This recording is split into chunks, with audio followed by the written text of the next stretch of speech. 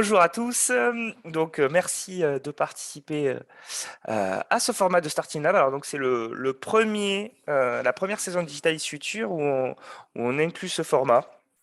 Donc, c'est aussi un format où n'hésitez pas à faire des retours après, parce que l'idée, c'est de le faire évoluer pour trouver le bon équilibre pour que entreprises et laboratoires soient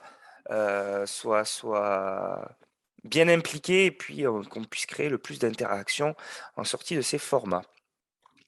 Donc, pour rappel, Digitalis Future, c'est 3 mois pour traiter la transformation numérique des filières. Donc, on fonctionne par saison. On en est à la 3e. On est en train de finir la 3e saison qui était consacrée à la santé.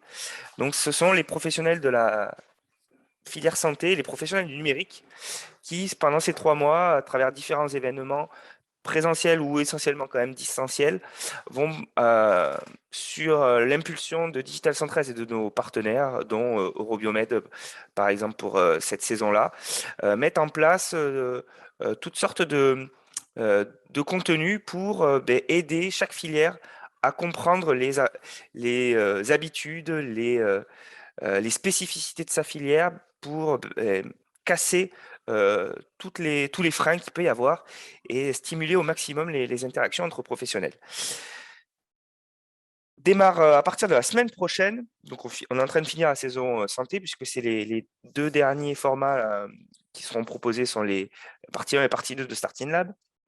Donc, il y a une deuxième partie mardi. À partir de la semaine prochaine démarre la saison énergie, conférence de presse et un premier format qui s'appelle le Filière Explorer, donc la présentation de la filière pour les acteurs du numérique, la filière énergie pour les acteurs du numérique, à partir du 14 décembre. Donc, prenez vos agendas si le sujet vous intéresse. Aujourd'hui, donc, nous sommes là pour Starting Lab.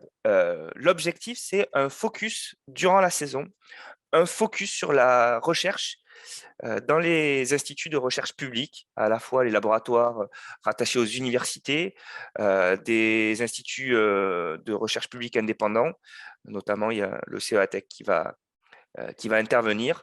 Et l'objectif, c'est de promouvoir les activités de ces structures sur le secteur évidemment du numérique et de la filière en question, donc ici la santé, pour inciter les entreprises à venir vers vous et à savoir quels leviers ils peuvent aller chercher pour quand ils rencontrent des verrous technologiques, évidemment. Donc, on va avoir plusieurs interventions, à chaque fois sous format 10 minutes. Donc, pour ceux qui n'étaient pas encore arrivés, je vous le redis, je ferai le méchant timekeeper. Mais donc après une ouverture un peu large par tout ce tech transfert, on va avoir 7 présentations de projets ou en tout cas d'équipes de recherche sur des sujets liés à la santé et au numérique. On va avoir de l'IA, on va avoir notamment de l'optimisation de processus, pas mal de choses comme ça. Donc, je vais faire les passages de parole pendant cette heure et demie qui nous attend. Tous ces contenus-là seront à retrouver en replay, évidemment. C'est pas impossible qu'on ait un format à la fois replay complet et peut-être par petits bouts, c'est pas encore certain, mais on va essayer de faire aussi en sorte de valoriser individuellement chaque présentation pour donner le plus de visibilité possible à chacun. Sur ce, je finis déjà mon timing et je vais donc laisser la parole à l'équipe de Tous Tech Transfer. Le micro, je sais. Allez, super. Voilà. Tu peux enlever ton masque si tu veux. Ouais. Je partage la présentation. Bonjour à tous. Donc, on va effectivement... Alors, attendez. Voilà, vous voyez la présentation? C'est bon. Ouais, ok. Oui. Donc, on va présenter rapidement un panorama flash parce qu'on a peu de temps. Hein, donc, c'est une étude flash sur la santé numérique au niveau des laboratoires de recherche en Occitanie. Donc, c'est une étude qui a été faite par notre service d'intelligence économique qui a en fait une base de tous les brevets, les publications, les collaborations industrielles de ces dernières années en Occitanie et on a fait un focus donc, sur la santé numérique. On va se présenter peut-être d'abord. Donc, je suis Delphine Puertola. Je dirige le pôle biotech et santé à Toulouse Tech Transfer. Je suis avec Jérôme. Jérôme Lelasseux, donc je dirige le pôle application numérique et IA à Toulouse Tech Transfer. Deux mots sur Toulouse Tech Transfer pour ceux qui ne nous connaissent pas. On est la société d'accélération de transfert de technologie d'Aix-Midi-Pyrénées. Notre homologue, c'est Accélère à Montpellier, donc des sociétés créées par l'État, donc sociétés privées mais avec actionnariat public. Et notre mission, c'est de faciliter l'accès des entreprises aux innovations émanant des laboratoires de recherche publics de la région. On travaille principalement avec des PME, alors tout type d'entreprise, mais en pratique, les PME locales sont la majorité de nos partenaires. Et notre spécificité, c'est qu'on a une capacité à investir pour dérisquer des projets de transfert justement vers ces PME. Voilà, je n'en dis pas plus. Donc, on va faire en quelques diapos un panorama des laboratoires de recherche en santé numérique. Donc, on a une recherche académique qui est très impliquée dans le domaine de la santé numérique. Donc, on retrouve les grands établissements de recherche publique tels que vous les connaissez, les universités, côté Toulouse, côté Montpellier, l'université Capitole, l'INP de Toulouse, et également des laboratoires. Donc, côté Occitanie-Ouest, donc on retrouve l'IRIT, le LAS, aussi des laboratoires de biologie comme le CRCT, l'I2MC, qui vont avoir une application assez forte dans la santé numérique. Et côté Occitanie-Est, également des laboratoires en biologie comme le LIRMM, et les CHU, et également des laboratoires qui sont à cheval entre les deux domaines, santé et numérique, comme Euromove par exemple. Si ensuite on regarde les principaux de recherche ces dernières années sur lesquels travaillent le plus nos chercheurs en Occitanie, donc on a représenté ici les différents thèmes, et en fonction de l'intensité de la couleur, on va retrouver l'intensité de recherche entre guillemets. Donc on retrouve en première position tout ce qui est intelligence artificielle, le machine learning et toute la télémédecine. Ensuite, c'est contextuel. Il y a beaucoup de travaux en cours sur la Covid, le big data, le deep learning. Ensuite, on retrouve les thèmes de la e-santé, toutes les technologies liées à l'application sur téléphone mobile, et aussi l'enregistrement de données patients. Et enfin, des domaines aussi qui sont très travaillés au niveau de la santé numérique, avec un focus sur le data mining, la réalité virtuelle et tout ce qui a trait au domaine génétique. Il y a des complémentarités entre ces sujets de recherche, côté Occitanie-Ouest et Est. Côté Occitanie-Ouest, il y a beaucoup de projets qui sont liés aux maladies type cancer et cardiovasculaires. Et côté Occitanie-Est, il y a un peu plus de projets qui vont concerner tout ce qui est maladies respiratoires, toujours dans le domaine de la santé numérique, et les maladies mentales. Donc, on voit qu'il y a un grand dynamisme au niveau de nos laboratoires de recherche sur ces thèmes-là. Et c'est aussi la même chose, on va dire, côté entreprise. On a identifié rapidement les entreprises qui sont très actives en santé numérique. Donc, il y a des petites entreprises, il y a aussi des entreprises qui sont plus importantes côté Occitanie-Ouest, où je n'ai pas toutes les listés ici, mais ce sont des exemples d'entreprises. Et côté Occitanie-Est, il y a effectivement aussi un dynamisme assez fort. Donc, ça montre qu'on a un territoire qui est très dynamique au niveau de ce domaine-là.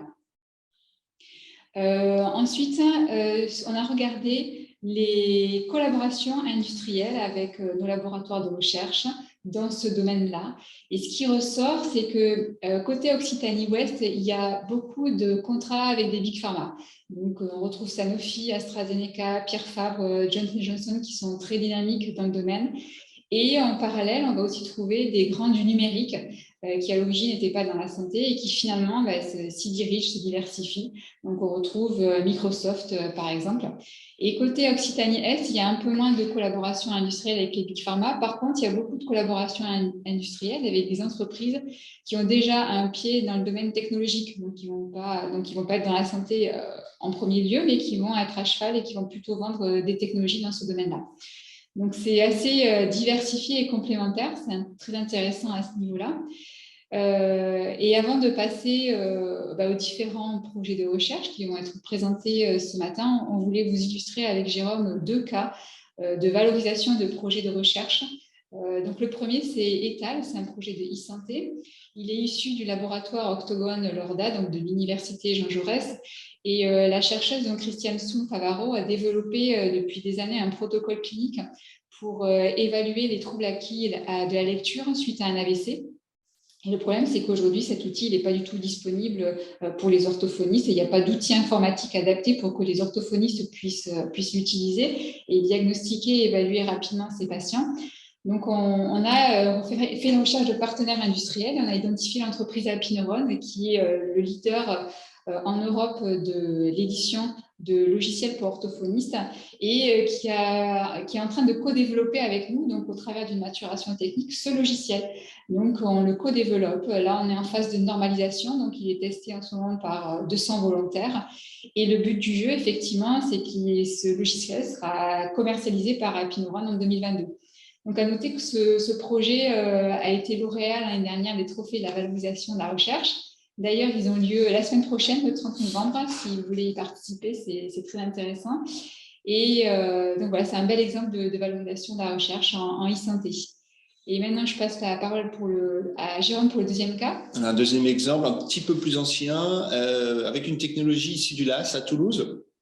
Sur la détection de chute, essayer de détecter donc une personne âgée, dépendante, qui chute et qui peut pas se relever, en utilisant un bracelet, des capteurs d'accéléromètre, etc., pour détecter ces chutes. Donc, vous voyez un peu une photo. On a travaillé avec la société Advise pour développer, pour surtout fiabiliser le système. Donc, voilà, j'ai mis un peu concrètement ce qu'est un projet quand on travaille ensemble. Donc, on a mis à disposition un ingénieur pendant 12 mois, plus tout un environnement pour faciliter ce développement. Et ensuite, ça a été transféré à la société Advise. Alors, commercialement, ça a été compliqué pour eux sur le bracelet parce qu'il y a pas mal de challenges en termes de fiabilité et puis aussi d'installation des balises.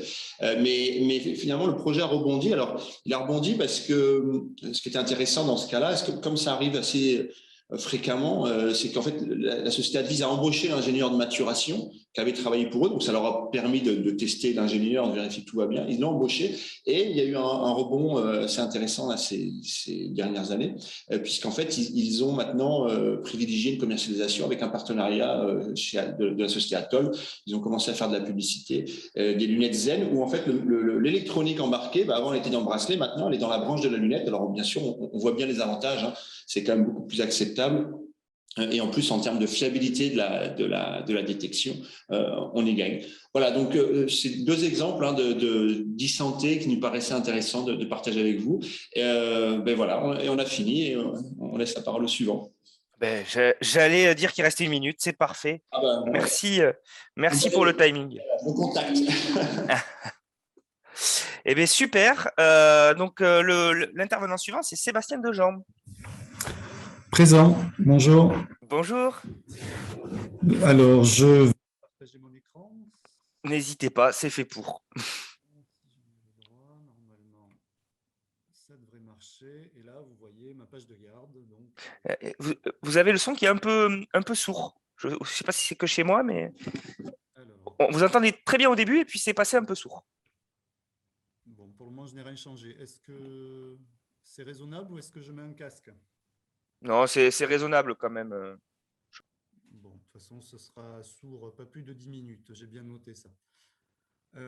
Alors, donc, bonjour à tous. Moi, je suis Sébastien Desjans. Je suis ingénieur de recherche statisticien à l'Institut de mathématiques de Toulouse. Un de mes rôles, c'est d'être impliqué dans des projets de recherche interdisciplinaires. Excusez-moi, Sébastien. En fait, on me dit que moi, je dois avoir le casque, donc je dois pouvoir bien entendre.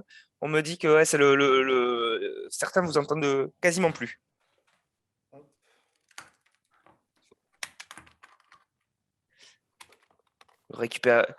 Vous pouvez récupérer la minute technique, ne vous inquiétez pas.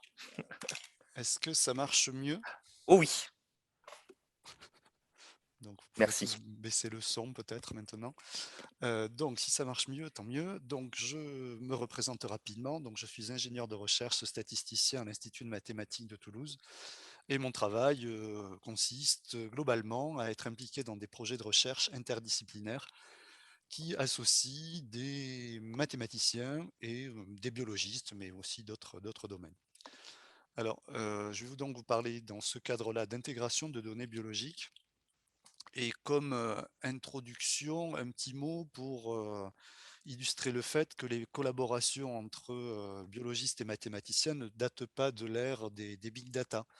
C'est-à-dire ça, c'est une citation donc, qui dit que les sciences biologiques sont aujourd'hui dans un processus pour devenir de plus en plus quantitatives.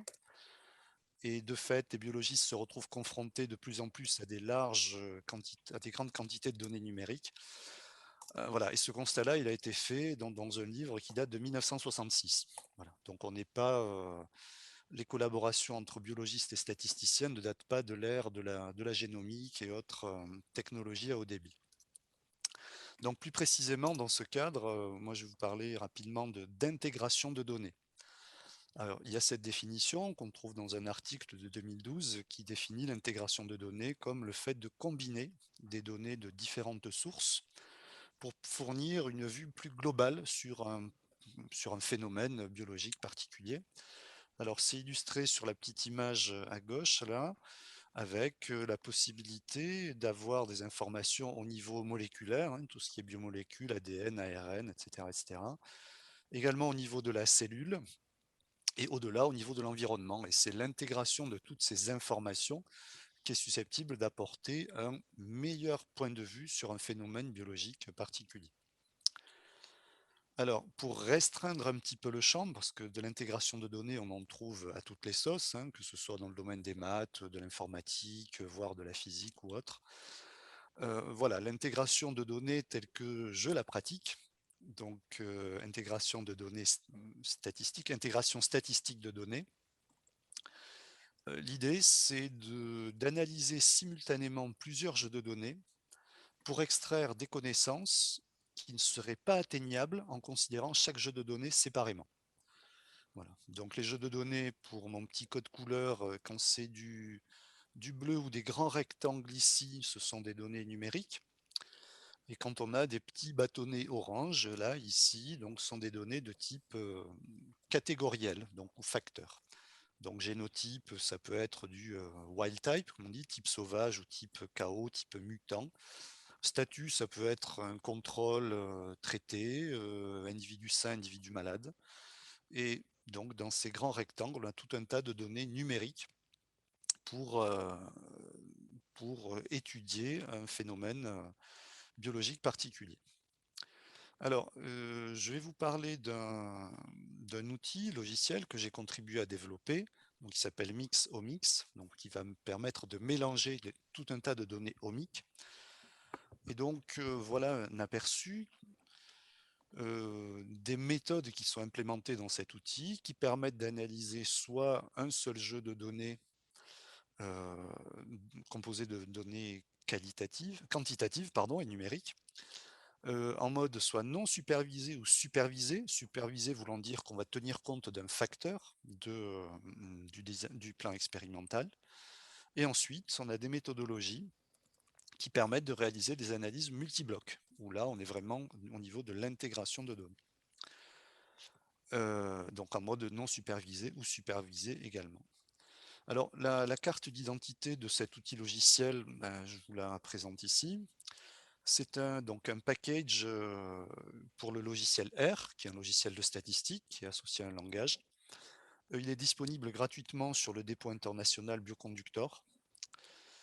C'est un package qui est né à Toulouse en 2009, autour de la thèse de Kimman Lekao, qui, après sa thèse, s'est expatrié en Australie pour un postdoc et elle y est resté. Voilà. Et nous sommes restés en contact au travers du développement de cet outil logiciel, pour lequel nous avons proposé un site web compagnon, la mixomix.org, avec des études de cas et un forum de discussion également. Alors, quelques chiffres clés disons-le clairement, pour se faire mousser un petit peu, parce que ça fait plaisir de voir de tels résultats. Depuis 2009 et sa mise à disposition sur des dépôts internationaux, donc il y a eu plus de 500 000 téléchargements de ce package. Depuis 2014, nous organisons des workshops de formation. Alors pour aller vite, Kimman s'occupe de tout ce qui se passe en Australie, Nouvelle-Zélande et États-Unis. Et moi, je m'occupe davantage de la partie France et Europe, de temps en temps. Je sors un peu des frontières. Et il y a un article de référence donc, qui a été publié en 2000, assez récemment, finalement, en 2016 ou 2017, je crois, et qui a eu plus de 1000 citations. Voilà, alors pour vous montrer un petit peu l'outil en action, il y a ce jeu de données qui vient d'une publication de 2007 que nous avons intégré au package pour illustrer les méthodologies. C'est un jeu de données qui relatif à une étude sur 64 rats qui ont été soumises à des doses de paracétamol, donc soit élevées, soit faibles, et pour lequel on a étudié le traitement à 4 durées différentes, donc de 6, 18, 24 ou 48 heures. Pour ces rats, on dispose de l'expression de 3000 gènes. Donc là, on a un tableau à 3000 et quelques colonnes et 64 lignes. Et on dispose également de 10 variables cliniques qui ont été mesurées chez ces mêmes rats. Alors, voilà le type de graphique que peut proposer l'outil. Alors, je ne vais pas vous les détailler directement. Simplement, j'attire votre attention sur le graphique de gauche où on voit clairement les triangles regroupés. Les triangles sont tous les rats qui ont reçu une faible dose. On voit les ronds les plus proches. Alors désolé pour celles et ceux qui ne distingueraient pas bien les couleurs. Ici, on a un premier paquet de cercles bleus qui correspondent au temps de 6 heures.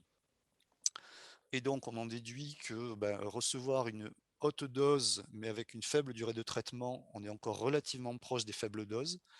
Et quand on voit les cercles se répartir ensuite autour, on voit qu'il y a davantage d'hétérogénéité qui est créée avec une forte dose, avec des durées de traitement plus longues. Et le paquet que l'on retrouve en haut ici donc, correspond aux rats qui ont reçu une forte dose et 48 heures de traitement. Et ça, ce sont des informations que l'on peut capter sur la base de l'analyse simultanée des deux jeux de données, transcriptome d'un côté et données cliniques de l'autre. Alors là, vous êtes obligé de me croire sur parole quand je vous dis que quand on analyse les deux jeux de données séparément, on n'a pas la même histoire qui est racontée. Donc d'où l'intérêt de l'intégration de données. Et ce que l'on voit à droite, c'est une autre mise en évidence des rapports qu'il peut y avoir entre des variables issues du groupe de gènes qui sont ici marquées par un bandeau rose ici, avec des données cliniques qui sont identifiées en jaune sur ce bandeau-là. Et ces associations de données de gènes et de données cliniques permettent de caractériser chacun des groupes de rats, alors plus ou moins bien, en fonction de la durée de traitement qui est indiquée ici par le bandeau coloré.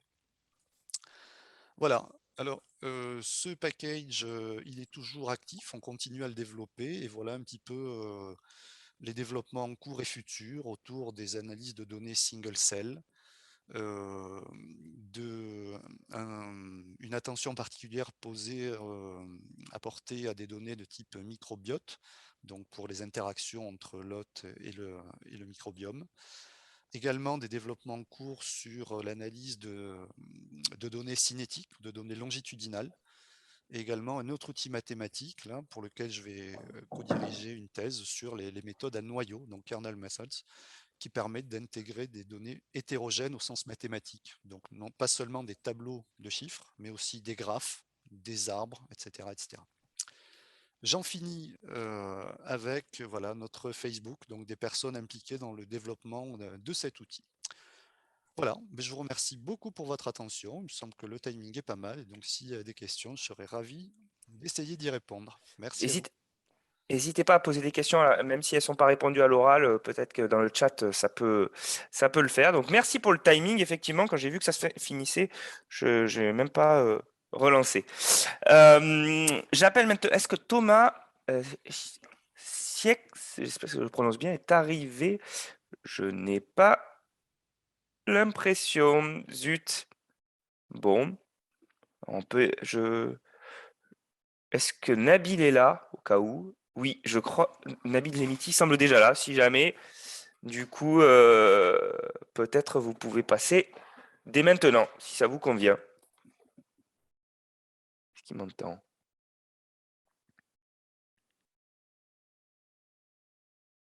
Bon, Nabil est connecté, mais ne semble pas à son poste. Hervé, Pingo, est-ce que vous êtes là? Je suis dans un moment de solitude. Oui, je suis là, Julien. Bonjour. Merci, bonjour. Si vous êtes prêts, vu que les deux personnes avant vous ne sont pas forcément prêtes. Si, je suis là, Nabil Zemiti, je suis là. Je cherchais juste le micro. Ah mince. Tapoté. Bon, du coup, je pense que comme Thomas est pas connecté, je ne sais pas s'il se connectera, j'ai pas eu de nouvelles. Ce que je vous propose, c'est juste de décaler. Donc, on commence par Nabil et après, on enchaîne logiquement par Hervé. Allez, très bien. Je fignolais ma présentation, mais bon, Ouais, on va la, on va la faire improvisons. en live comme d'habitude. Alors, Merci. tac. Du coup, hop.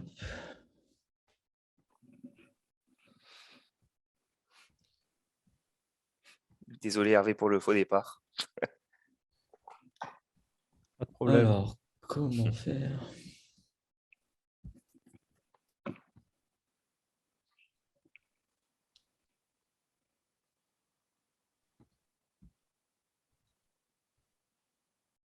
Alors, attendez, qu'elle s'ouvre bien.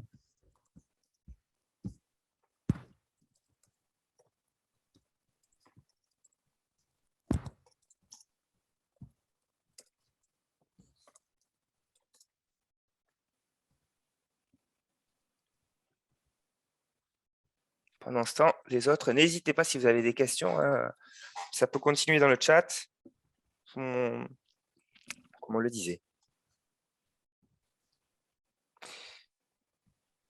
Donc, juste après, dans l'ordre, c'est Hervé Pingot et après Nicolas Savy, qui a l'air d'être là aussi. Donc, là, le rythme devrait continuer normalement. Est-ce que vous voyez? On voit très Oui. bien. Oh, super. Bon, désolé Allez, à vous. Avec les petits contretemps. Donc, bonjour à tous. Donc, je suis Nabil Zemiti, enseignant-chercheur à l'Université de Montpellier, au LIRM, que je vais vous présenter après. Donc, je vais vous présenter les grandes lignes de la robotique médicale pour assister le geste chirurgical avec quelques points clés sur ce qu'on appelle la recherche translationnelle. Alors, le LIRM, laboratoire d'informatique, de robotique et de microélectronique de Montpellier, qui est situé à Montpellier. Donc, on est un laboratoire mixte, une unité mixte de l'Université de Montpellier du CNRS, où il y a à peu près plus de 400 personnes au laboratoire, des enseignants-chercheurs, à peu près plus de 200, des personnels administratifs et techniques, des doctorants, des post-doctorants, comme quasiment tous les laboratoires. Donc, moi, je fais partie du laboratoire de département robotique, de l'équipe Dexter, où je conduis des activités de recherche en robotique médicale. Donc, une partie de notre équipe se situe au niveau de la faculté de médecine de Montpellier, la nouvelle faculté de médecine, et on est intégré au plateau de simulation d'entraînement pour l'apprentissage du geste chirurgical. Donc, l'avantage d'être intégré à la faculté de médecine, c'est qu'on peut profiter, entre guillemets, du laboratoire d'anatomie pour faire des tests sur petit animal et sur cadavre. On va avoir accès aussi au laboratoire de microchirurgie, la plateforme d'endoscopie pour l'apprentissage et l'entraînement aux gestes de chirurgie et d'endoscopie, et aussi à plein d'autres simulateurs. Et donc là, sur la photo en bas, vous pouvez voir ici le plateau technique de robotique médicale qui est installé à la faculté de médecine et dont je suis responsable. Alors, un petit historique très rapide de la robotique médicale au niveau de Montpellier, juste pour dire que ce n'est pas depuis hier qu'on travaille dessus. Donc, un des premiers robots médicaux qui a été développé s'appelle le robot Hippocrate, c'était en 1994. C'est un robot qui porte une sonde endoscopique avec mesure et commande des efforts au contact pour faire de la reconstruction 3D d'artères, par exemple, à partir d'une image 2D. Donc, ce robot a été installé à l'hôpital Broussais à Paris. On a continué dans cette dynamique-là en 2002 en travaillant avec Centers pour développer le robot qui s'appelle Dermarop. C'est un robot de prélèvement de lambeaux cutanés pour la chirurgie des grands brûlés. Donc, Centers, c'était une boîte qui se trouvait à Toulouse, pour ceux qui la connaissent. Donc, malheureusement, ils ont mis la clé sous la porte. Ils étaient juste en face à ZF à l'époque. Et dans la même période, donc on avait accueilli au LIRM la société MedTech à travers une thèse CIFRE, avec lesquels on a travaillé pour le développement du robot Brigitte pour la chirurgie orthopédique. Et MedTech a été racheté par Zimmer Biomet, et vous connaissez sûrement le robot actuel, c'est le robot ROSA pour la chirurgie neurologique et aussi la chirurgie orthopédique. En 2003, on a lancé notre première école internationale de robotique chirurgicale et nous la tenons tous les 2 ans, et on a réalisé la dernière en septembre dernier. 2009, une date clé qui a montré l'unification des parties STIC et santé, donc à travers la création conjointe du master STIC de l'Université de Montpellier 2 et de la santé avec l'Université de Montpellier 1. Et depuis, il y a eu l'unification des 2 universités. 2012, on a intégré le LabEx, CAMI, LabEx pour laboratoire d'excellence. CAMI, c'est gestes médico-chirurgicaux assistés par ordinateur. Donc, c'est un laboratoire d'excellence qui regroupe 6 grands laboratoires de robotique médicale et d'imagerie médicale en France. 2017, création de la nouvelle faculté de médecine et intégration de notre équipe dedans. Et 2020, il y a eu les 800 ans de la faculté de médecine, qui est l'une des plus vieilles, si ce n'est la plus vieille en Europe, toujours en activité. Et nous avons objectif, depuis quelques mois, de monter ce qu'on appelle un centre d'excellence en robotique médicale avec un diplôme universitaire aussi dédié à la robotique médicale. Donc, voilà un petit peu l'environnement local. Qu'est-ce qu'on fait dans l'équipe? Donc là, je vais y aller rapidement. Donc, on fait de la conception de dispositifs médicaux et de robots dédiés à la chirurgie. On conçoit la cinématique dédiée à la chirurgie elle-même avec des aspects de sécurité. Nous travaillons sur les aspects modélisation. Ça ne veut plus avancer. Modélisation, pardon, des instruments chirurgicaux, modélisation des organes, de leurs mouvements. On travaille bien entendu sur la commande de ces systèmes, commande basée image, commande basée forme, commande prédictive, téléopération. Et tous nos développements sont validés tout d'abord en laboratoire, ce qu'on appelle in vivo, sur des pièces anatomiques. L'avantage d'être à la faculté de médecine, c'est qu'on peut aller en préclinique, par exemple sur animaux ou sur pièces cadavériques. Et l'objectif à court terme et à long terme, c'est de faire un transfert clinique et un transfert industriel. Donc, je vous donnerai quelques exemples après.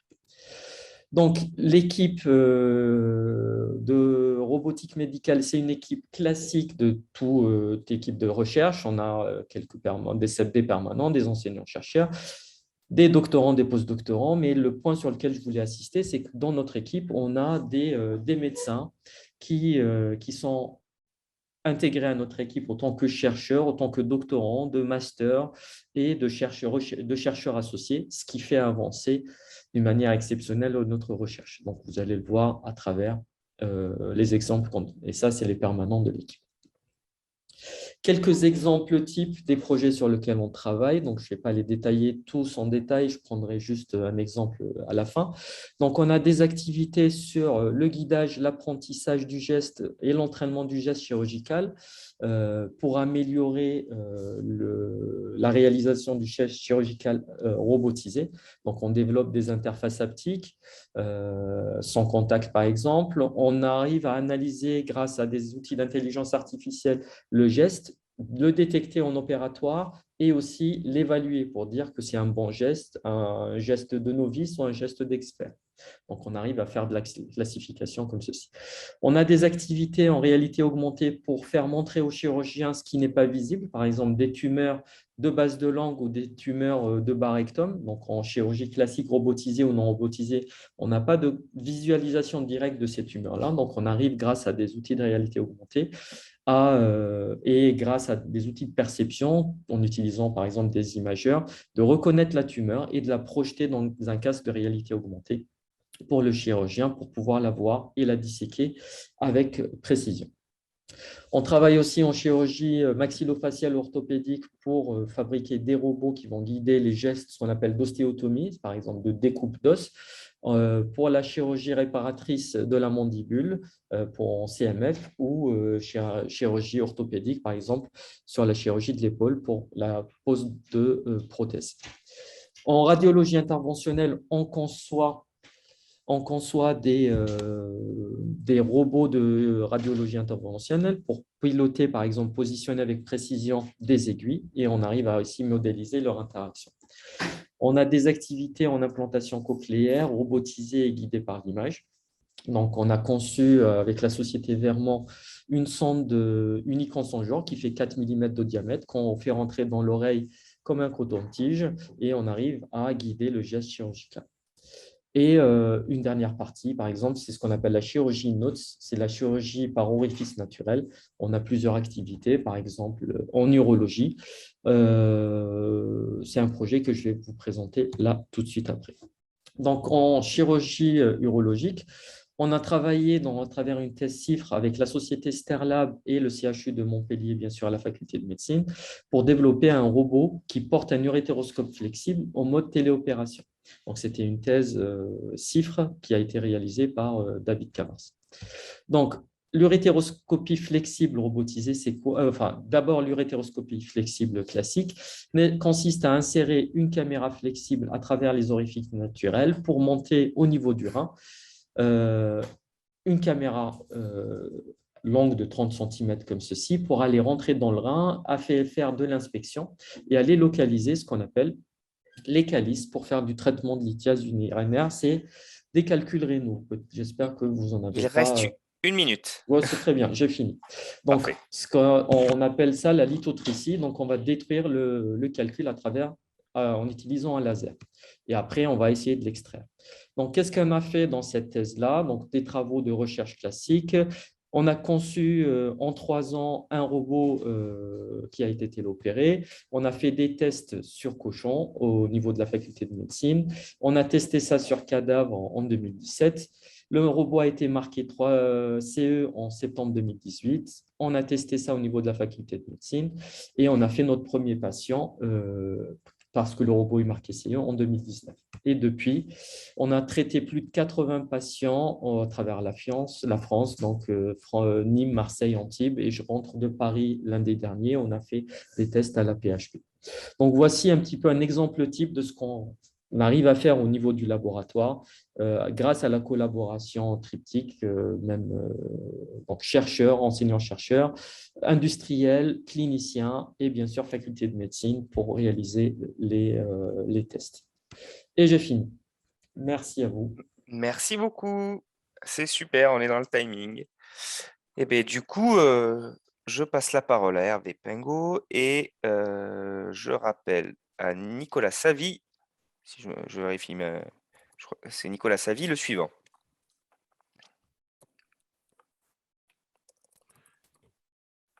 Bonjour, vous voyez mon écran? On voit très bien. Parfait. Bon, je vais vous parler d'un travail que nous avons réalisé et qui a débuté il y a pas mal de temps, dans les années 2000. Il s'agit d'un outil d'aide au pilotage à la fois des processus métiers et des risques que nous avons appliqué en santé sur le suivi des événements indésirables à l'hôpital. C'est aujourd'hui un programme de recherche qui continue à travers un postdoc qui est en cours sur 1 an, qui est la suite de la thèse de Rafika Tabé. Rafika est maintenant en postdoc et elle continue à la fois le développement du logiciel et l'expérimentation avec le centre hospitalier intercommunal de Castres-Mazamet. Le logiciel est un logiciel qui est diffusé aujourd'hui à travers une communauté du libre qui est centrée sur l'Université de Vienne dans une structure qui s'appelle Omilab et à partir d'un environnement qui s'appelle AdoXX, qui est un environnement qui permet de faire de l'ingénierie logicielle à partir de modèles, voilà, à base de modèles, de l'ingénierie dirigée par les modèles. Le cadre institutionnel de ces travaux, c'est une collaboration entre l'IMT Mines Albi Carmo, qui a et son centre de génie industriel, qui a encadré qui a accueilli la première thèse sur ces travaux dans les années 2000. J'y étais alors affecté. Et puis, ça s'est poursuivi au sein de l'école d'ingénieur ISIS et de l'Institut national universitaire Champollion pour la deuxième thèse, celle de Rafika. Donc, je ne vais pas je ne vais pas revenir dans les détails, bien évidemment, on n'a pas le temps, sur la réalité de ces travaux de recherche. Je vais essayer d'enchaîner. Voilà. Mais vous avez ici les 2 thèses qui sont accessibles en ligne. Celle de gauche, donc c'est celle qui a été soutenue à l'IMT Minalbi en 2009, c'est la thèse d'Amadou Sienou, qui a posé les fondements théoriques. C'est un cadre méthodologique pour le management intégré des risques et des processus d'entreprise, sans domaine applicatif particulier. C'était vraiment une vision très, très générique du management d'entreprise et du management des risques. J'avais été directeur de thèse d'Amadou à l'époque. Et puis, vous avez à droite la thèse qui a été faite en co-tutelle avec l'université de Sousse au sein de mon laboratoire, c'est-à-dire au laboratoire de génie chimique dans l'axe procédés et systèmes industriels, et qui là a eu une application sur la santé, puisqu'il s'agissait de développer le logiciel issu des travaux d'Amadou pour faire un pilotage robuste de la prise en charge médicamenteuse. Donc, c'est les travaux de Rafika Tabé. Rafika est d'ailleurs avec nous, là, branché sur la visioconférence. Donc, je la salue. Pour faire simple, l'idée, c'est de dire, on sait aujourd'hui piloter par les processus métiers dans les organisations, et le but, c'est toujours de créer de la valeur pour les clients. Donc, cette vision assez transversale du pilotage de l'entreprise est supportée par des modèles. Et on retrouve souvent dans les démarches qualité en particulier les cycles d'amélioration continue qui sont centrés sur la progression de cette représentation des processus et de leur réalité opérationnelle. Donc à la création de valeur, nous, on a trouvé qu'il y avait une complémentarité logique par la gestion des risques en la voyant comme étant un moyen de préserver de la valeur. Donc la préservation de la valeur amène à faire un pilotage robuste, et il s'avère depuis l'ISO 31000 d'ailleurs, depuis plus d'une quinzaine d'années, que l'on a aussi là des méthodologies, des cycles de vie, pour utiliser les termes que nous mobilisons dans la communauté scientifique du génie industriel, des cycles de vie qui sont associés à des méthodes et maintenant pour nous à des outils qui permettent de gérer les risques. Et nous, on a essayé de réunifier la vision de ces 2 approches qui étaient séparées pour faire ce que, au niveau international, c'est le RBPM, qui est désigné par Risk Aware Business Process Management, c'est-à-dire l'intégration du pilotage par les processus métiers et de la gestion des risques. Alors, pour faire un exemple de ce qu'est cette intégration sur les cycles de vie, ça amène à imaginer un mariage des 2 cycles initiaux, et vous retrouvez ici sur la partie haute de cette diapositive l'idée de dire quand on fait du pilotage des processus métiers en prenant en compte les risques, la première chose, c'est d'abord d'utiliser les processus métiers pour cadrer le contexte et identifier des situations dans lesquelles on va pouvoir ensuite développer de la robustesse grâce à la prise en compte des risques. Le deuxième temps, c'est d'apprécier bien évidemment cette approche qui tend à rendre robuste le système en faisant de l'identification de risques, puis de la caractérisation des risques pour aboutir à une cartographie de risques. Et enfin, quand cette cartographie des risques est faite, il y a la mise en place des plans de continuité. Et je pense que ce terme s'est popularisé avec la crise sanitaire. Les plans de continuité, ce sont des décisions qui sont prises sur le changement des processus métiers pour réussir à atteindre cette préservation de valeur que nous avons évoquée dans la diapositive d'introduction. Alors, avec le travail de Rafika Tabé, nous avons développé l'outil Adobe Prime, qui est l'implémentation des fonctionnalités qui permettent de supporter la création des modèles correspondant à tous les rectangles bleus que vous voyez sur cette diapositive. Donc, il y en a 11, ça veut dire qu'on a 11 palettes de représentations différentes. Chaque palette de représentation en modélisation, cette modélisation étant graphique, est associée bien évidemment à une vision très rigoureuse de la définition des processus métiers et des risques. Alors, plutôt qu'un long discours, parfois les vidéos sont plus parlantes. Donc, on vous a ici embarqué une démonstration du logiciel.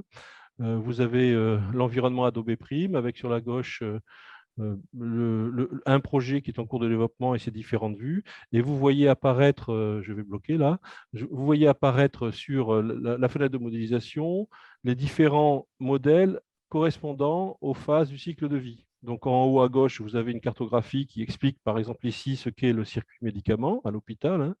Ensuite, vous allez retrouver en dessous une vision processus qui va permettre d'abord de décrire de façon plus précise ce qu'est l'activité de prescription du médicament, donc sur la partie, sur la première élément de la cartographie, avec des modèles qui précisent ce qu'est le contexte dans lequel va se faire cette prescription.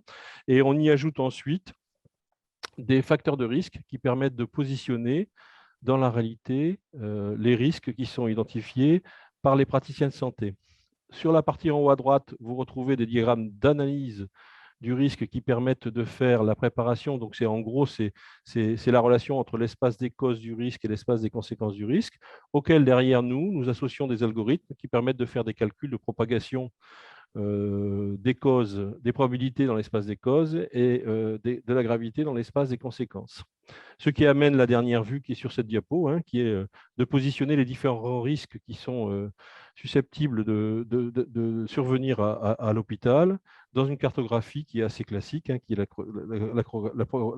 cartographie probabilité-gravité, avec des colorations différentes, suivant que, bien évidemment, hein, suivant l'appétence des décideurs au risque, sachant que sur la partie supérieure droite, on a envie, bien évidemment, de traiter les risques qui sont à fort impact et forte probabilité, alors que la partie inférieure gauche, on va peut-être les ignorer et supporter les conséquences de leur occurrence. Alors, le logiciel aujourd'hui est opérationnel. Vous pouvez le télécharger, hein, sur le site d'Omilab en tapant Adobe Prime, et c'est un accès qui est totalement gratuit. Notre idée, bien évidemment, hein, c'est de… alors, je vais passer à la suivante. Hein, c'est d'éprouver aujourd'hui le résultat de ces travaux. Donc, on a mené depuis plusieurs années des relations avec l'hôpital de Castres-Mazamet sur la partie prise en charge médicamenteuse, avec des applications dans le service de court séjour gériatrique, hein, de manière à pouvoir aller jusqu'au bout de la chaîne de la prise en charge médicamenteuse. L'intérêt pour l'équipe de recherche, c'est bien évidemment d'éprouver notre outil sur le terrain, en particulier dans l'animation des réunions institutionnelles qui s'appellent les CREX, hein, les comptes rendus de retour d'expérience, où les parties prenantes du risque sont invitées à phosphorer autour de risques qui ont été occurrents et à essayer de capitaliser pour que, 1, on comprenne ce qui s'est passé, 2, pour que ça n'arrive plus. Donc, une méthode est en place qui est préconisée par la HAS, c'est la méthode alarme. Nous avons donc comparé nos résultats avec la méthode alarme et nous avons pu faire la preuve de la valeur ajoutée de nos travaux vis-à-vis de l'existant. Ce qui nous a motivé pour continuer l'adaptation du logiciel pour aller vers le domaine de la santé. Et le CHIC, aujourd'hui, il voit un intérêt puisque d'abord, on a une meilleure aptitude à travers l'outil logiciel à capitaliser, c'est-à-dire à capturer les connaissances sur les risques et à les classifier, hein, de manière à pouvoir éventuellement réalimenter des analyses ultérieures à partir de risques qui ont été déjà identifiés et enregistrés. Et puis, bien évidemment, hein, la partie de traitement amène à se questionner sur des remises en cause des pratiques professionnelles, non, à la fois à un niveau individuel et à un niveau collectif. Alors, aujourd'hui, le postdoc est en cours, hein, et on s'est donné quatre orientations. D'abord, à gauche, vous voyez que puisque le logiciel est disponible, on veut créer une communauté… 10 minutes. Oui, j'ai presque fini. De créer une communauté d'utilisateurs en santé autour de l'outil. On veut aussi, bien évidemment, puisque l'outil est assez compliqué à utiliser, hein, préparer des outils support pour l'apprentissage et la dissémination de l'outil, notamment vis-à-vis des professionnels de santé qui sont aujourd'hui demandeurs. Hein. Poursuivre ce travail de R&D en incluant des méthodes de calcul, en particulier des caractéristiques du risque à l'intérieur, les algorithmes seront embarqués à l'intérieur du logiciel, et aussi dresser un tableau de bord du risque pour l'organisation, donc pour l'hôpital. Enfin, on a pris des contacts pour établir maintenant des applications dans d'autres champs applicatifs que la santé. Voilà. Vous avez ici un ensemble de publications que nous avons commis autour de ces travaux, et je suis à votre disposition pour toute question éventuelle. Merci. Merci beaucoup. N'hésitez pas, toujours pareil, dans les commentaires, la discussion là, de Zoom, dans le chat, à poser vos questions. C'est donc maintenant le tour de Nicolas Savy et Hubert Dubois peut se préparer pour le timing juste après. Bien, bonjour. Je vais Bonjour. partager mon écran si j'y arrive. Ça a l'air d'être le cas. On est bon, on vous voit.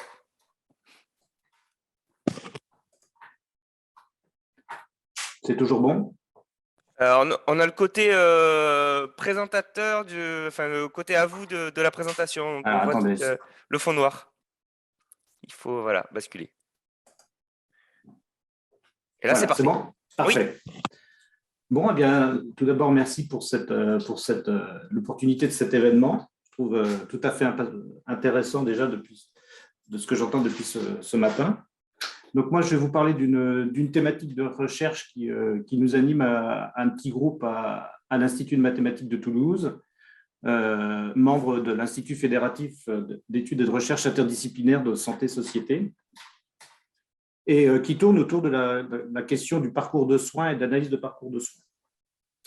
Alors, tout d'abord, qu'est-ce qu'un parcours, ou ce qu'on peut appeler aussi une trajectoire de soins? C'est une succession de recours aux soins plus ou moins complexes, entrecoupés soit par des événements de santé, soit par des décisions cliniques. Et donc, nous, on aborde cette question sous deux axes.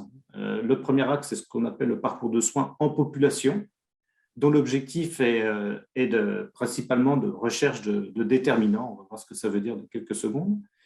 Et puis, un parcours de soins plus individuel, dont l'objectif est de la recherche de parcours de soins optimaux. Alors, je vais vous présenter donc, ces deux aspects de nos travaux de recherche. Le premier, plus sous forme d'un exemple, et puis le deuxième, qui est un peu plus immature, j'ai envie de dire, sous la forme d'un projet qu'on vient tout juste de démarrer, qui s'appelle le projet RL4H. Donc, pour parler de parcours de soins en population, je vais me baser sur un exemple sur lequel on est en train de travailler, c'est le cancer de la thyroïde. Donc, le cancer de la thyroïde, il y a 3 interventions possibles sur cette pathologie. Il y a tout d'abord ce qu'on appelle une thyroïdectomie partielle, qui consiste à enlever juste une partie de la thyroïde. La thyroïdectomie totale, ce qu'on appelle aussi la totalisation chirurgicale, qui consiste, comme son nom l'indique, à retirer la totalité de la thyroïde, et puis une totalisation isotopique, c'est-à-dire la totalisation, mais par d'autres méthodes que les méthodes chirurgicales. Donc, le traitement de ce genre de cancer nécessite un grand nombre de recours aux soins, de l'hospitalisation, de la pharmacie, de la médecine générale, et puis pour traiter tous les effets secondaires de cette pathologie, plein d'autres recours nécessaires aussi, psychiatriques, etc., etc. Donc, ce recours aux soins se représente sous cette forme, ce qu'on appelle des tapis plots ou des index plots, qui représentent donc la réalisation de ces parcours de soins pour un certain nombre de patients. Donc, vous avez le temps en abscisse, et puis vous avez les 3 couleurs qui correspondent à chacune des interventions possibles. Et l'objectif de ces recherches sur le parcours de soins en population, c'est de faire de la classification, c'est-à-dire c'est de regrouper des patients dans des groupes de trajectoires homogènes. Alors, la difficulté ici, c'est que ce sont des trajectoires, donc il faut faire de la classification fonctionnelle. Ce qui est le plus utilisé, c'est ce qu'on appelle de l'optimal matching, c'est-à-dire c'est basé sur des matrices de dissimilarité de trajectoire, et on couple ça avec des méthodes de classification ascendante hiérarchique ou des techniques de camédoïdes, de façon à classifier les individus dans des groupes homogènes. L'idée ensuite, c'est de l'analyse des groupes ainsi obtenus, et surtout de la recherche de facteurs qui seraient déterminants à l'appartenance à un groupe. Donc, ça donne des choses comme ça. Donc, ça, c'est l'analyse sur ce cas du cancer de la thyroïde. Donc, on a fait cette classification fonctionnelle. On a trouvé quatre groupes homogènes d'individus qui sont parfaitement définis. On a décrit chacun de ces groupes. On a regardé quels pouvaient être les déterminants de chacun de ces groupes. Et puis ensuite, c'est principalement des questions médico-économiques qui sont rattachées derrière, c'est-à-dire l'appartenance à chacun des groupes génère des quantités de coûts de soins qui sont différents au cours du temps. Donc ça, c'est la thématique de recherche qui mobilise un certain nombre de connaissances, bien sûr des connaissances en statistique, en analyse de données, bien sûr, des connaissances médicales, et puis des connaissances en économie de la santé, et principalement aussi, c'est des compétences en gestion de données, et notamment des données, ce qu'on appelle le CNDS, c'est-à-dire les données de remboursement. Alors l'autre thématique, qui est la question du parcours de soins au sens individuel du terme. Là, c'est pareil, je l'ai abordé sous forme d'un exemple, alors moins concret, mais un exemple quand même. Donc, l'idée, c'est la suivante, c'est que vous avez un patient qui arrive dans une dynamique de soins, donc il arrive dans un certain état de santé, l'état de santé 1. Et donc, il y a une prise de décision qui est faite, qui est la prescription du traitement. Ensuite, ce traitement A va ou ne va pas agir sur son état de santé, ce qui fait que le patient va passer dans un deuxième état de santé 2. Donc, ce qu'on observe ici, c'est une transition d'un état de santé 1 vers l'état de santé 2, auquel on va rattacher une récompense, c'est-à-dire est-ce que c'est un bénéfice au niveau de l'état de santé ou est-ce que c'est une dégradation. Donc, on observe deux événements, une transition et une récompense, et ce sont des quantités qui sont conditionnelles au traitement A, puisque c'est le traitement A qui a été prescrit. Étant donné cette information, on va prendre une nouvelle décision. Ici, par exemple, j'ai dit on va prescrire le traitement B. Qu'est-ce qui se passe? Eh bien, mon patient va passer dans un troisième état de santé. Donc, je vais observer une transition du traitement de l'état de santé 2 à l'état de santé 3, auquel va être attachée une récompense qui elle-même est conditionnelle au traitement B. Et ainsi de suite, ça va déclencher une troisième décision qui va changer d'état de santé.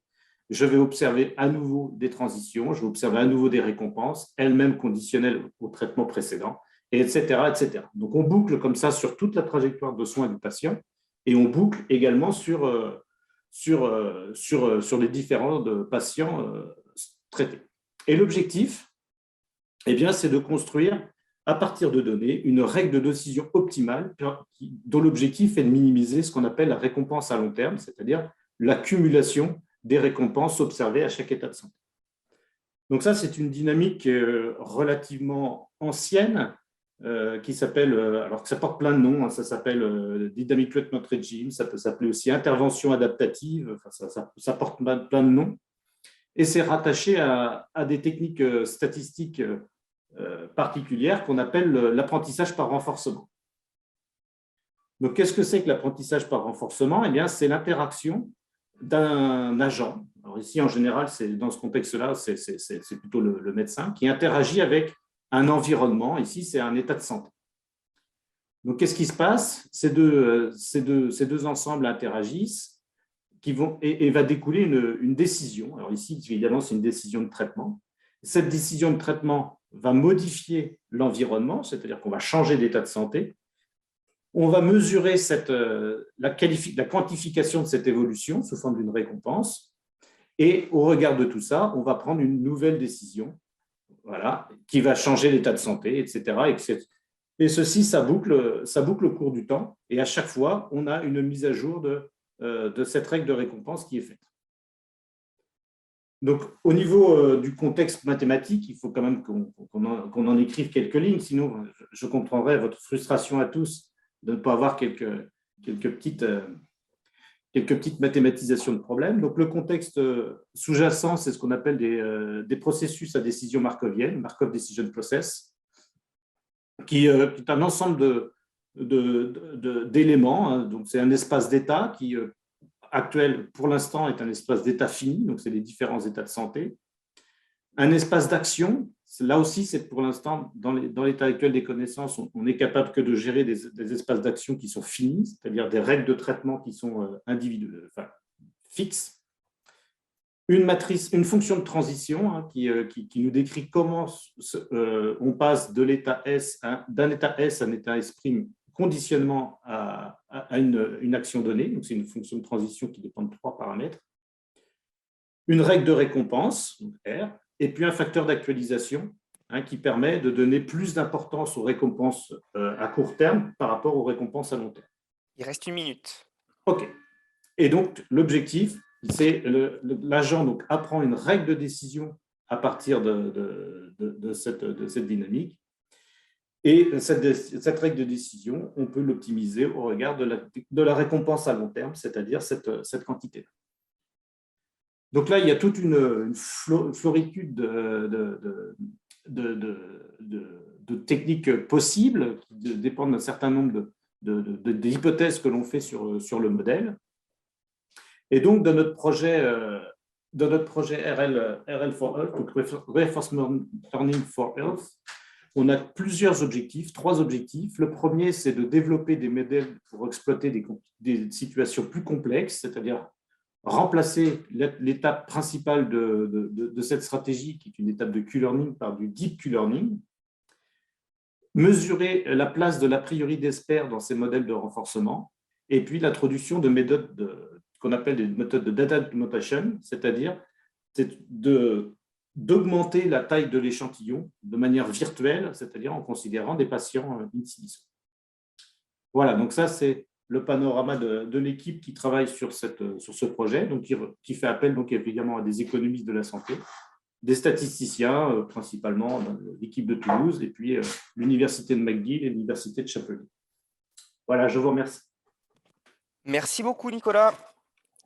Et donc, il nous reste 2 interventions. La première de Hubert Dubois du CEA, et il restera Jérôme Farinas de l'IRIT.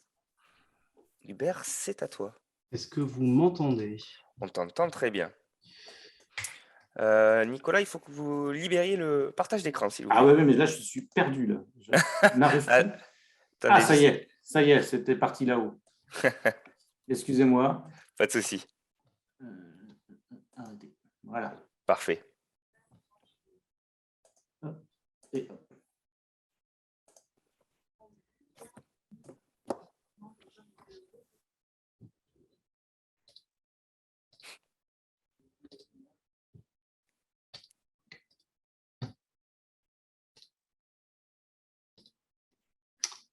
Et voilà, on voit très bien. Ok, parfait. Bonjour à tous, donc Hubert Dubois, moi je suis ingénieur-chercheur au CEA et je pilote une équipe numérique qui est basée au CEA sur le site de la Beige, à côté de Toulouse. Donc je vais vous parler de comment nous on travaille en interne CEA pour développer et intégrer des briques technologiques en intelligence artificielle pour du suivi de patients avec des partenaires régionaux. Donc comment on articule ça et comment on se met en marche au sein du CEA pour ça. Juste un petit rappel par rapport au CEA. Donc nous, on n'est pas un organisme public on a notre propre système de transfert. Donc, on est un acteur de la recherche et de l'innovation. On est à peu près 20 000 salariés en France avec pas mal de docteurs. On a une dizaine de centres en France avec des gros centres et des petites entités. Donc, moi, je fais partie d'une petite entité par rapport à ce que ça peut représenter au niveau du CEA. On est au service de l'État, de l'industrie et de la société, donc au travers de nos différents axes de recherche et par rapport à nos missions.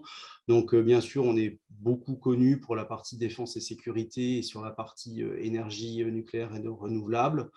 On est aussi connu par rapport aux acteurs de la recherche et notamment avec des acteurs ici sur le médical comme l'INSERM sur la recherche technologique, enfin la recherche fondamentale et aussi la recherche technologique pour l'industrie. On a des missions aussi de transfert techno qui sur toutes les transformations, on va dire, attendues pour la société. Et donc, ce que j'ai retrouvé dans le rapport HCERS qui date du mois de janvier, c'est qu'on a un positionnement clair sur les enjeux clés des transitions sociétales actuelles, donc le numérique, climatique, bien entendu énergétique et le médical. Voilà. Par rapport au médical, au niveau du CEA, on retrouve quand même pas mal d'activités au sein des différentes directions. Donc, il y a celle dont je fais partie sur la partie technologie. Hein. Donc, au niveau technologique, on sait travailler sur des axes robotiques que vous allez pouvoir trouver à Saclay ou à Grenoble, par exemple. On sait travailler sur la recherche fondamentale en biologie. Donc là, on a des gros centres à Fontenay-aux-Roses, à Saclay, à Grenoble aussi, ou à Cadarache sur le sujet, sur le cerveau, l'imagerie, les thérapies géniques, les maladies neurodégénératives, etc. On a des équipements et des laboratoires qui sont staffés pour pouvoir faire de la recherche clinique. Hein. Donc, généralement, ça se fait en collaboration avec des hôpitaux et des universitaires généralement de proximité. Donc, il y a de la recherche clinique à Marcoule, dans le Gard, il y en a à Grenoble, il y en a à Saclay, à Fontenay-aux-Roses. Et donc là, l'objet du jour, c'est quand même plutôt de parler data. Donc, on a des pans d'activité sur l'intelligence artificielle. Donc, l'intelligence artificielle au sein du CEA, on sait la traiter de différents points de vue. Hein. Ça peut être le point de vue hardware, où on va s'intéresser vraiment à des architectures dédiées, à de l'intégration, à des circuits aussi dédiés, à des dispositifs médicaux importants. Donc, on parle là, dans ces cas-là, de systèmes aussi. Donc, on sait faire des systèmes intégrés, intelligents. Au-delà du système, ce qu'on intègre, il y a des fois, c'est du logiciel. Donc, on a des équipes qui sont basées qui travaillent sur la partie certification, outils, algorithmes et chaînes numériques. Et sur la partie data, sur la partie sémantique, analyse de texte, mais aussi vidéo, images, capteurs, signaux divers et variés. Donc moi ici, ce qui m'intéresse, c'est le développement et l'intégration de briques techno qu'on a faites en intelligence artificielle pour du suivi de patients à travers de deux exemples de sociétés en Occitanie avec lesquelles on a travaillé, une société MHcom et une société qui s'appelle Viconnect que je vais présenter juste par la suite. Voilà. Donc, avec MHcom, c'est une société qui développe des outils de suivi de patients qui est basé sur Toulouse. Ce projet, il a duré à peu près 2 ans. Il s'est terminé il y a 1 an et demi. Ça a été un projet qui a été cofinancé par des fonds FEDER et des fonds régionaux et aussi une participation de la société MHcom. Donc, le but de ce projet, c'était de travailler sur des suivis de patientes qui étaient en phase de rémission du cancer du sein. Suite à des problématiques de suivi, on va dire, pour des patients, des médecins qui doivent suivre plusieurs dizaines, voire quelques centaines de patientes en temps continu. Donc, l'idée, c'était de voir comment des outils d'aide à la décision, dans notre cas, un outil qui est développé par une équipe du CEA qui est basée à Saclay, cet outil s'appelle Expressif. C'est un moteur d'aide à la décision qui est basé sur de la logique floue. Comment on arrive à faire en sorte de faciliter l'évaluation des indicateurs, des différents indicateurs de suivi des patientes pour aider le médecin coordinateur à prendre une décision rapide et avoir une vue globale de la situation. Donc, le but, ce n'est pas de remplacer du tout le médecin dans ses décisions, c'est vraiment de l'épauler sur le suivi des indicateurs. Donc, Saclay travaille, c'est un labo d'une 50aine de personnes qui travaillent sur l'intelligence artificielle. Nous, à la Beige, au CEA, ici en Occitanie, qu'est-ce qu'on a fait ? On a fait beaucoup de travaux avec les experts et avec les médecins et avec la société, avec MHcom qui est notre partenaire.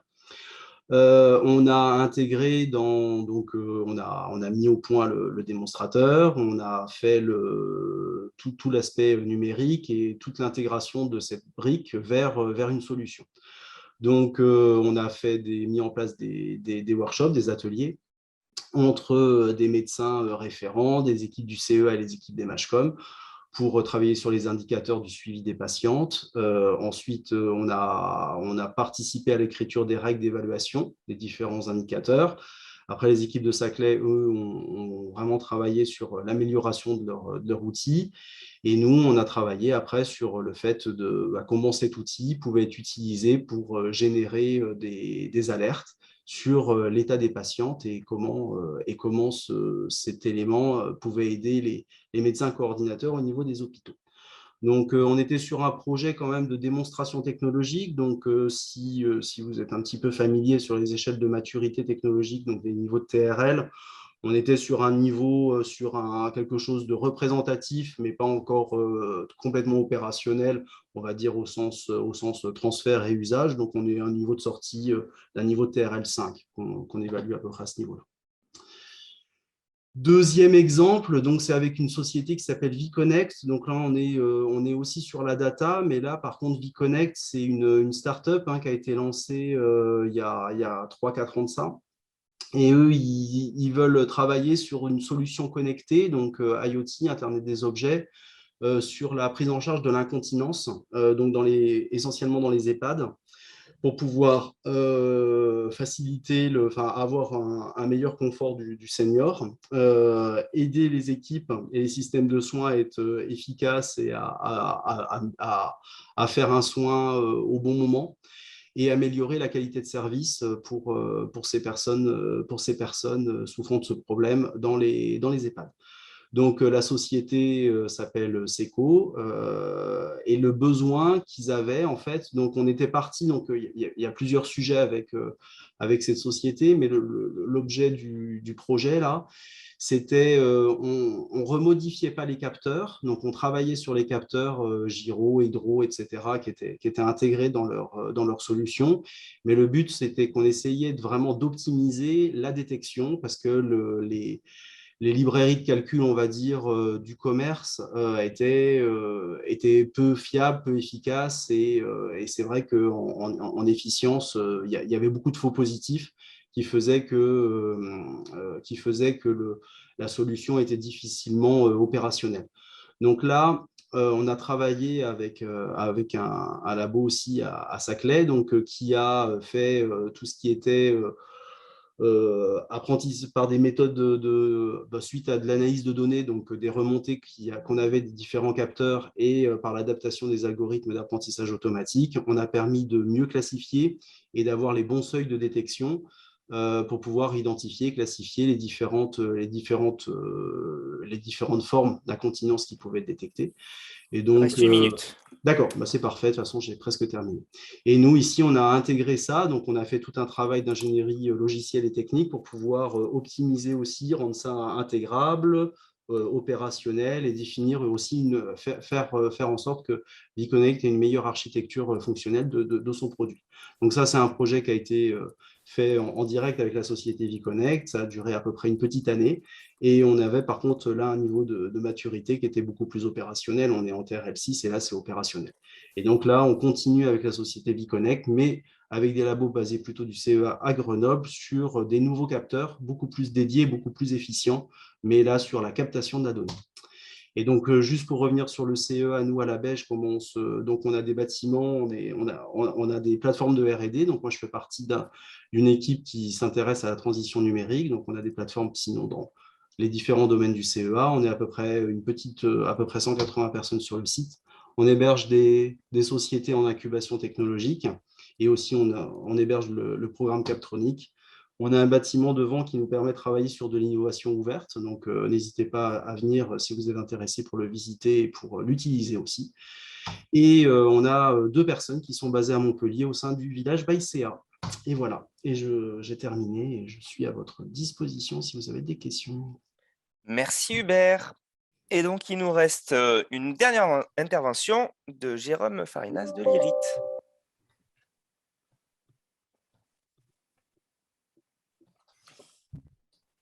Voilà, donc je suis maître de conférence à l'université Paul Sabatier, et donc je voulais vous faire une présentation sur l'évaluation automatique de l'intelligibilité pour des patients qui présentent des atteintes de la voix, de voir effectivement les recherches qui sont menées au travers de l'IRIT, effectivement, sur ce domaine-là. Alors, je vais vous situer un tout petit peu effectivement le contexte et la problématique. Donc, mon équipe de recherche est l'équipe Samova. Donc, en fait, elle est spécialisée sur le traitement de signal, sur la modélisation, et en particulier sur le traitement automatique de la parole. Nous sommes plusieurs, effectivement, à collaborer là-dessus. Donc, en permanent, on retrouve effectivement Julie Mauclair et Julien Pinquier, avec qui, effectivement, je travaille sur ce sujet-là. Et nous avons noué des relations, effectivement, avec le CHU de Toulouse, et en particulier avec le professeur Virginie Voisard, qui est un praticien hospitalier, effectivement, qui travaille donc sur l'unité voix, le service ORL, en fait, l'hôpital de l'Arrêt, qui travaille aussi sur l'oncopole et qui dirige effectivement le centre de formation sur l'orthophonie. Elle est rattachée en recherche sur le laboratoire de l'Université Jean Jaurès. Voilà, donc cette collaboration, elle commence ça fait plus de 10 ans, effectivement, qu'on travaille ensemble à travers tout un tas de projets qui nous ont permis effectivement d'avancer sur ces thématiques, qui nous a permis effectivement de collaborer aussi avec des doctorants à travers un réseau effectivement européen, par exemple, la Bourse Marie Curie, là-dessus. Et toutes ces recherches, effectivement, ont souvent conduit à collecter des données. Et c'est ce que nous avons agrégé effectivement dans le GIS Parolothèque. Donc la parolothèque, c'est le pendant parole de ce qu'il pourrait y avoir au niveau de la tumorothèque. La tumorothèque, effectivement, il conserve des échantillons pour pouvoir faire de la recherche dessus. L'idée de la parolothèque, c'est effectivement de stocker un maximum effectivement d'enregistrements de paroles. Alors soit de personnes qui sont atteintes de cancer, soit d'entretien effectivement pour faire du suivi épidémiologique. Et donc on a réussi à créer une structure, un groupement d'intérêt scientifique qui nous permet de collecter ces données, alors pseudo-anonymisées, pour pouvoir travailler effectivement dessus, et donc de permettre aux chercheurs effectivement d'accéder à ces données et de faire en sorte que ces données ne disparaissent pas après la fin de différents projets. Voilà, donc pourquoi les cancers oraux ou oropharyngés? Donc, parce que ça concerne effectivement pas mal de monde. C'est le 3e cancer le plus fréquent chez les hommes, par exemple. Et ça concerne aussi les femmes, qui de plus en plus, effectivement, plus ça avance. Donc, la localisation de ces cancers, on va dire que c'est à peu près au niveau de la tête et du cou. On va avoir effectivement des atteintes tumorales effectivement dans ces parties-là. Et au niveau du traitement, ça peut effectivement conduire à des interventions chirurgicales ou alors de la radiothérapie. Et ces traitements vont avoir tendance à dégrader effectivement l'appareil qui permet de produire la parole. Donc, ça inclut effectivement une forte conséquence à ce niveau-là.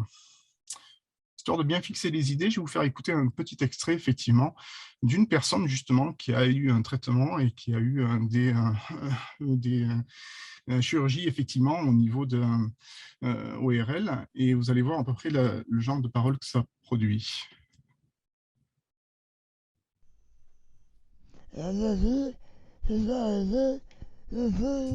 Voilà, c'était pas très fort, mais en fait, donc, quand effectivement il manque des parties de langue ou des parties de mâchoire, effectivement, c'est beaucoup plus difficile de produire la parole.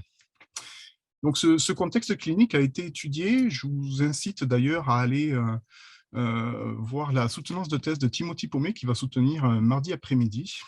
Lui, il a essayé de voir effectivement tout ce qui avait effectivement qui concernait ces traitements, on va dire cliniques et les différents protocoles qu'il y avait.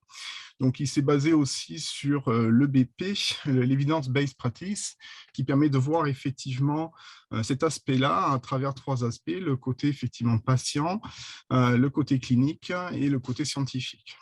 Alors, au niveau clinique, donc, il a fait un état des lieux, il se rend compte effectivement qu'il y a un quart des cliniciens qui ne traitent pas effectivement l'impact fonctionnel du trouble de la parole et que les questionnaires qui étaient couramment utilisés n'arrivent pas à effectivement regrouper suffisamment d'informations là-dessus. Il a aussi fait des études préliminaires au niveau des patients et les patients en général disent effectivement qu'ils auraient aimé que les conséquences du trouble de la parole soient davantage prises en compte là-dessus. Et au niveau scientifique, au niveau des différents outils en fait, qui sont disponibles là-dessus, il y en a peu effectivement sur la parole, en particulier en cancérologie. Et ces mesures sont largement perceptives, hein. Ce sont en général des experts ou des pools d'experts qui permettent d'établir des diagnostics ou des gradations, on va dire, au niveau de ces atteintes. D'où effectivement les différents projets sur lesquels on travaille pour essayer d'apporter des réponses et des solutions là-dessus. Alors, pourquoi est-ce qu'il est important de s'intéresser aux conséquences des troubles de la parole? Eh bien, parce que effectivement, ça va pouvoir avoir des répercussions sur la qualité de la vie. Donc, en étudiant la parole, on va effectivement vous présenter des évaluations de ce trouble, mais on pourra aussi, et je vous le montrerai à la fin, vous montrer effectivement des répercussions au niveau de la communication de manière plus générale, voire sur la qualité de la vie finale. Donc, on va s'intéresser à la mesure automatique de l'intelligibilité. Alors, ça veut dire effectivement qu'on va produire des évaluations. Je vais juste définir effectivement 3 termes qui sont intéressants là-dessus. On parle souvent de sévérité. Donc, quand on parle de sévérité, c'est l'altération du signal de parole, c'est-à-dire que le signal de parole a subi effectivement des modifications et n'est pas effectivement normal. On parle aussi d'intelligibilité, donc c'est souvent effectivement 2 thèmes qui sont un peu confondus. L'intelligibilité va s'intéresser effectivement à la reconnaissance des éléments qui sont porteurs de sens dans la parole. Donc c'est en général très très corrélé effectivement avec la sévérité. Et au niveau des termes, effectivement, la compréhensibilité, c'est quand on intègre des informations sur le sens ou la situation, effectivement, qui permettent de renforcer tout ça. Au niveau de la recherche, nous, on va s'intéresser plutôt aux sévérité et intelligibilité pour le moment. Alors, pourquoi est-ce qu'on veut faire des modélisations automatiques? Eh bien, pour le caractère reproductible, pour que l'on ait une certaine invariance, effectivement, au niveau des évaluations à ce niveau-là. Et ce que l'on aimerait, c'est que ça soit aussi performant que des mesures perceptives qui sont prises par des groupes d'experts. Dans les données que l'on a effectivement réussi à collecter, on a aussi un groupe de 6 experts qui nous donnent effectivement une réalité perceptive de ces experts, de ce qu'il faut effectivement évaluer. Et où est-ce qu'on va trouver de l'information là-dedans? Eh bien, on va se servir effectivement de l'acoustique, de la prosodie, enfin les différentes composantes qu'il peut y avoir au niveau du signal de parole. Voilà, donc je vais juste vous brosser quelques travaux effectivement qui sont récents, effectivement, qui sont faits dans notre équipe. Et ce sera juste des pointeurs effectivement pour vous expliquer les différentes directions que l'on peut prendre là-dessus. Alors, je vais commencer par le travail du doctorant effectivement Sebastião Quinta, qui lui va travailler sur la modélisation par modèle de neurones profonds. Donc, il va traiter effectivement directement les signaux audio et arriver à en faire des représentations avec des modèles qui utilisent effectivement des structures neuronales avec couches profondes pour pouvoir arriver à représenter la complexité du phénomène.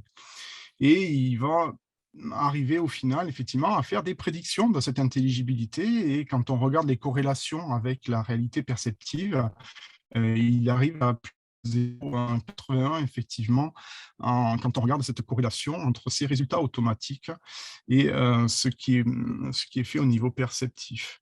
Donc voilà, là je vous ai mis juste un des résultats qu'il avait, qui utilise des X-vectors qui sont une représentation particulière effectivement, un sous-espace de représentation des données, mais il essaye effectivement différentes méthodes et il essaye effectivement de bien pouvoir représenter de manière automatique et de prédire cette intelligibilité à partir d'un peu de parole.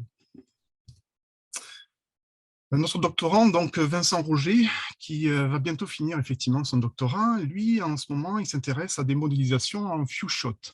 Alors, j'ai laissé le terme anglais. Ce few shot, ça veut dire effectivement que l'on va apprendre des concepts avec très peu d'exemples. Ça peut aller effectivement de 5-6 exemples à une dizaine au maximum, effectivement, pour pouvoir arriver à faire cet apprentissage. Alors, pourquoi il s'est intéressé à ça? Tout simplement parce que les données en fait, qui sont disponibles pour pouvoir faire des apprentissages de type modèle de réseau de neurones profonds ne sont pas évidents effectivement à utiliser. Reste une minute, Jérôme.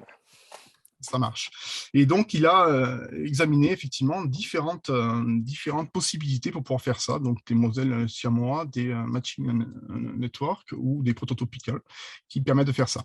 Et petit clin d'œil, il a aussi effectivement en cours, enfin, une action de valorisation avec Toulouse Tech Transfer, avec le projet Protopic. Voilà, j'accélère un peu. Donc ensuite, Robin Weiss, qui lui va s'intéresser à la prosodie. Donc la prosodie, c'est un peu la musique qu'il y a dans la voix. Lui, il crée effectivement des représentations du rythme, en fait, de l'enchaînement du rythme. Ça s'appelle le tempogramme ici. Et il essaye effectivement de trouver des informations sur l'intelligibilité là-dessus. Et je vais terminer avec Mathieu Balaguer, qui a soutenu récemment, il y a un mois, et qui a fait un travail assez considérable, effectivement, pour essayer d'utiliser des outils informatiques pour pouvoir essayer les différents niveaux qu'il y a, effectivement, qui représentent la parole. Et il a aggloméré tout ça pour essayer de trouver les meilleures combinaisons et trouver les meilleures informations qui pouvaient être prises là-dedans. Il a obtenu de très bons résultats, effectivement, en prédiction, et c'est quelque chose qu'il va falloir effectivement valoriser en essayant de l'inclure dans une pratique clinique. Voilà, je vous remercie, c'était assez rapide, et c'était pour vous présenter ces différents travaux. Je vous incite effectivement à aller regarder un peu plus en détail nos pages web. Merci beaucoup. Merci beaucoup, Jérôme. Alors, je vais remettre mon écran. Ah, il faut que tu me libères l'écran, Jérôme, s'il te plaît. Voilà. Je vais remettre en guise de conclusion mes slides, juste pour vous donner voilà, le lien. Donc, merci vraiment d'avoir participé à ces échanges. L'idée, c'est vraiment de profiter, c'est pour ça que c'était assez rapide et qu'il y avait peu de temps pour les questions-réponses en live, mais de profiter de la plateforme de Digitize Future pour valoriser en replay vos contenus. Donc, nous les mettrons d'ici quelques semaines en ligne et je reviendrai vers les chercheurs pour vous prévenir. Et je vous rappelle, j'ai oublié de mettre la date, qu'il y a un deuxième temps de présentation mardi au même horaire. Donc, c'est ouvert aussi et où on aura d'autres projets de recherche dans ces sujets-là qui seront présentés. Je vous remercie, je vous souhaite un bon vendredi, un bon week-end. À bientôt. Au revoir.